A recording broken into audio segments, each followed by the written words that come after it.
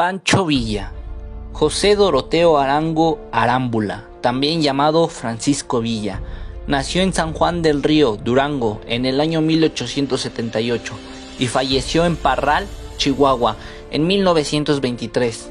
Revolucionario mexicano que lideró, junto con Emiliano Zapata, el sector agrarista en la Revolución Mexicana. Campesino pobre, huérfano y con escasa formación.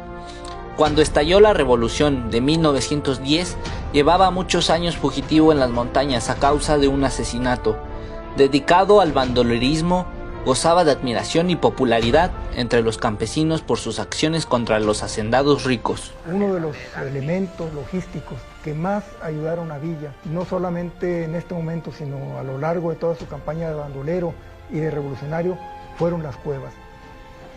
Pancho Villa secundó de inmediato los planteamientos de Francisco I. Madero, que en su plan de San Luis llamó a alzarse en armas, el 20 de noviembre de 1910, contra el régimen de Porfirio Díaz, prometiendo a los campesinos la devolución de las tierras injustamente arrebatadas durante la prolongada dictadura porfirista, entre el periodo de 1876 a 1911, que había reprimido duramente toda oposición política. Apodado el Centauro del Norte por sus correligionarios, Pancho Villa contribuyó con su ejército al rápido triunfo de la revolución, que en apenas 6 meses logró expulsar del poder y del país a Porfirio Díaz en 1911.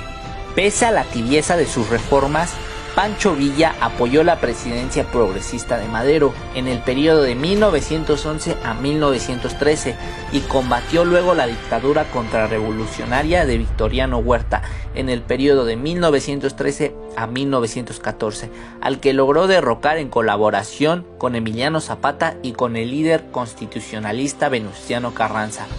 Pero después de la victoria de esta segunda revolución, Villa y Zapata se sintieron defraudados por Carranza y volvieron a tomar las armas, ahora contra él. Esta vez la suerte militar no estuvo de su parte. En 1915 el general carrancista Álvaro Obregón derrotó a los villistas, afianzando a Venustiano Carranza en la presidencia, en el periodo de 1915 a 1920. Si observamos a México en general, 1/3 del país había sido invadido por el capitalismo norteamericano. Poseían 600,000 kilómetros cuadrados de un territorio de casi 2 millones. Las personas que habían perdido sus derechos se habían convertido en peones.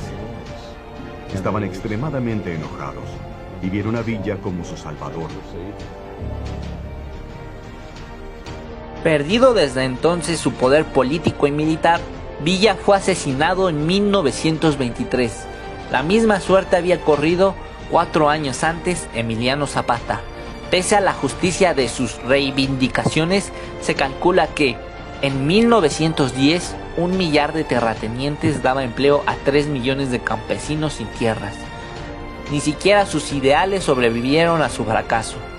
Los sucesivos presidentes se reclamaron herederos de la revolución, pero Venustiano Carranza y sus inmediatos sucesores, Álvaro Obregón y Plutarco Elías Calles, que dominaría la escena política hasta 1936, se limitaron a domesticarla, sin llegar nunca a emprender una verdadera reforma agraria.